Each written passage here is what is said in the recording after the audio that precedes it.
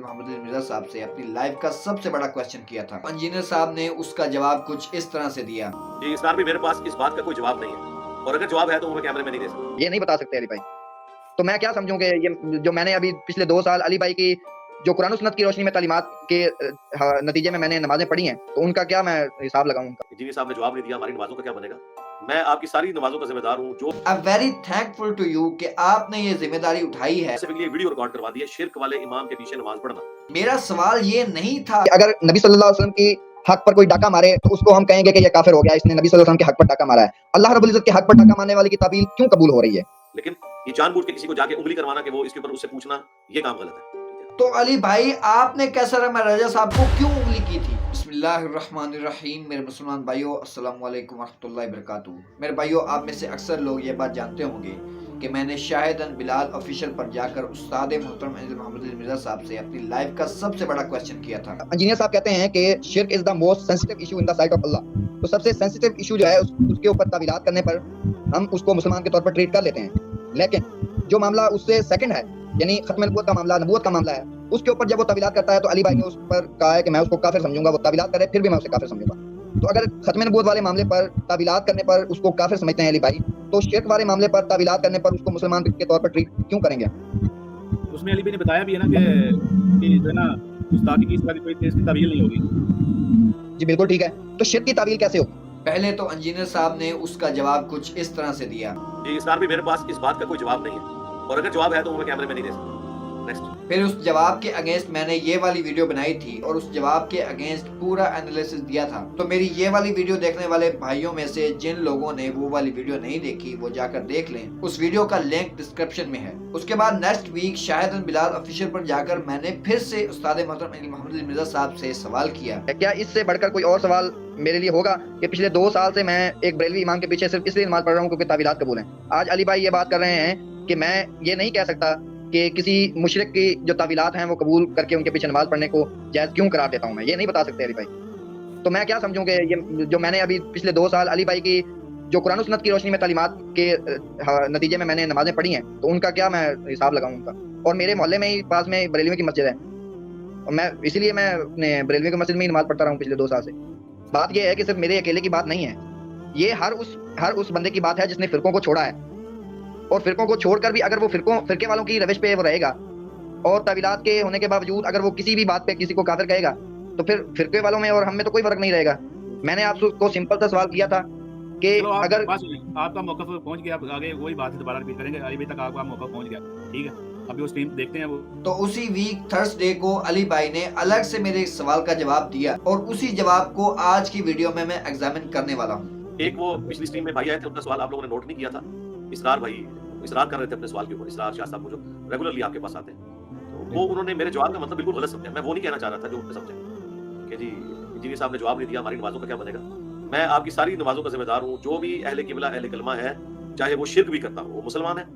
जब तक आप उसे काफिर नहीं कहते, उसके पीछे नमाज दुरुस्त है। अली भाई, बहैसियत आपका स्टूडेंट मैं आपका शुक्रगुजार हूँ। I am very thankful to you कि आपने ये जिम्मेदारी उठाई है हमारी नमाजों की। आपके इस जवाब के बाद मैं तकरीबन मुतमईन हूँ इस बात पर कि मैं किसी बरेलवी इमाम के पीछे भी नमाज पढ़ूं तो मेरी नमाज हो जाएगी। इसके पीछे दलाइल है, शिर्क वाले इमाम के पीछे नमाज का।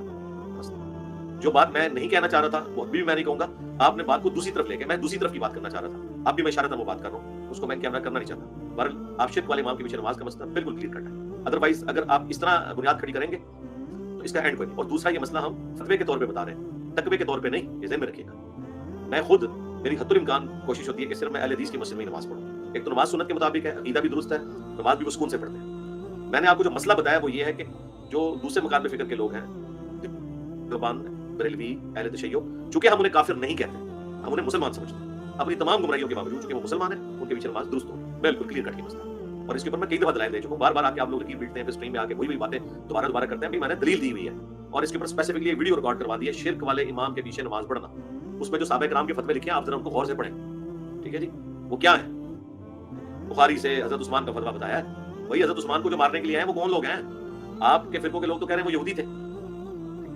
तो यहूदियों के पीछे भी नमाज दुरुस्त होगी फिर। कि हम किसी भी फिरके से ताल्लुक रखने वाले कलमा गो की तकफीर नहीं करते। मेरा सवाल ये नहीं था कि हम कलमा गो मुशरिक के पीछे नमाज क्यों पढ़ते हैं, हम उन्हें काफिर क्यों नहीं कहते। मेरा ये सवाल था ही नहीं। मुझे पता है कि इसके पीछे दलाइल हैं, मुझे पता है कि इसके पीछे खुलफाए राशिदीन के फतवे हैं। इसलिए हम अकायद व नज़रियात में होने वाली कोताहियों को नजरअंदाज करते हुए उनके पीछे नमाज पढ़ते हैं। मेरा सवाल इस कंपैरिजन के ऊपर था, और एक्चुअली में मेरा सवाल ये था कि जब नबी सल्लल्लाहु अलैहि वसल्लम के हक पर डाका मारने वाला काफिर है, तो अल्लाह रब्बुल इज्जत के हक पर डाका मारने वाला मुसलमान कैसे हो सकता है। कि अगर नबी सल्लल्लाहु अलैहि वसल्लम की हक पर कोई डाका मारे तो उसको हम कहेंगे कि ये काफिर हो गया, इसने नबी सल्लल्लाहु अलैहि वसल्लम के हक पर डाका मारा है। अल्लाह रब्बुल इज्जत के हक पर डाका मारने वाले की ताबील क्यों कबूल हो रही है, ये सवाल है। आखिर इस पर अली भाई कोई तो दलील दें कि खत्मे नबूवत वाले मामले पर तावीलात पेश करने वाला काफिर क्यों कर हुआ, जबकि अली भाई खुद कहते हैं कि फिरके वालों को जो रवायात मिली हैं उनके ऊपर उन्होंने अकीदे घड़ लिए हैं। अब उनको समझाना बनता है, उनको काफिर कहना नहीं बनता।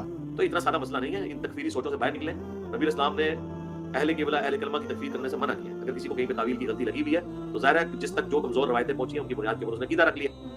हमारा काम है हमने उनको समझाना प्यार मोहब्बत से। और फिर अली भाई ये भी कहते हैं कि खत्म नबूवत का मामला साफ और वाज़े है। और दूसरी तरफ इसी सेशन के अंदर जिसके एंड में अली भाई ने मुझे जवाब दिया, उसके अंदर अली भाई ने वाज़े तौर पर यह बात बताई है कि मुनकरीन ज़कात को भी काफिर डिक्लेयर नहीं किया गया था। क्या मुनकरीन ज़कात काफिर थे?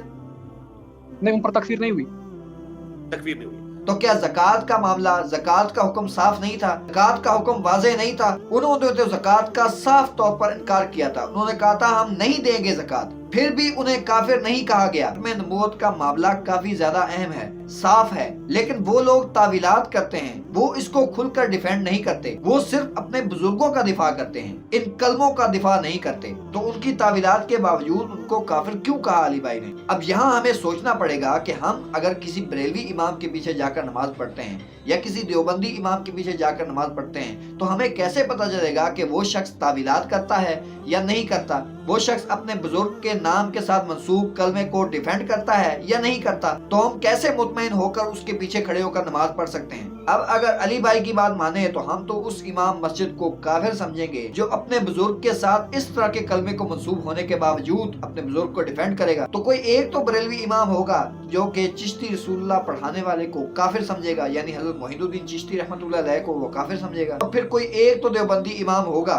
जो कहेगा कि अगर मौलाना अशरफ अली थानवी रहमतुल्लाह अलैह ने अपने मुरीद के अशरफ अली रसूलुल्लाह कलमा पढ़ने पर तसल्ली बख्श जवाब दिया है तो वो काफिर हो गए हैं। हाँ रहे इनके सरगना जो एलानिया ये चीज सही मानते हो कि भाई हम चिश्ती रसूलुल्लाह कलमे को सही समझते हैं और रसूलुल्लाह के बाद किसी और शख्स के नाम का भी कलमा पढ़ा जा सकता है तो वो काफिर है, इसमें कोई शक नहीं है। लेकिन ये जानबूझ के किसी को जाके उंगली करवाना कि वो इसके ऊपर उससे पूछना, ये काम गलत है। ठीक है, आप अपनी नमाज पढ़ें, बाकी उसके अकायद का मामला अल्लाह के सुपुर्द करें। तो अली भाई आपने कैसर अहमद रजा साहब को क्यों उंगली की थी? वो तू थानवी रसूलुल्लाह पार्टी का फ्रंटमैन, हाँ सीधी सी बात है। अगर इसने इस गाली से बचना है तो ये क्या कि थानवी रसूलुल्लाह गलत है, फिर मैं मानूंगा कि ये रसूलुल्लाह के साथ मुखलिस है।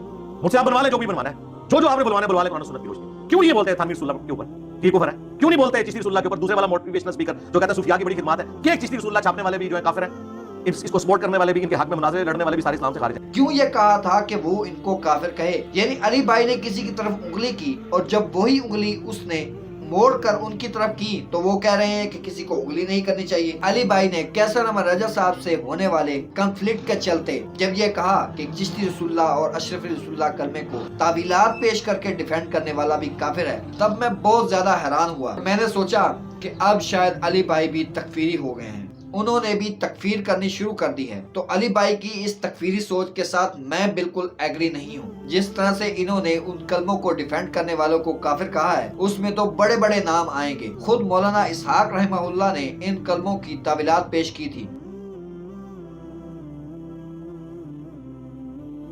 तो मैं अली भाई के इस नजरिए के साथ बिल्कुल एग्री नहीं करता, बिल्कुल नहीं खड़ा। मैं सिर्फ ये बात करता हूँ कि इन कलमों को पढ़ने वाला और पढ़ाने वाला काफिर है, लेकिन आज जो इनकी तावीलात पेश करके अपने बुजुर्गों को डिफेंड कर रहे हैं उनका मामला अल्लाह रब्बुल इज्जत के साथ है। अल्लाह रब्बुल इज्जत उनका फैसला करेगा। हमें कोई हक नहीं पहुंचता कि हम उनके ईमान का फैसला करें।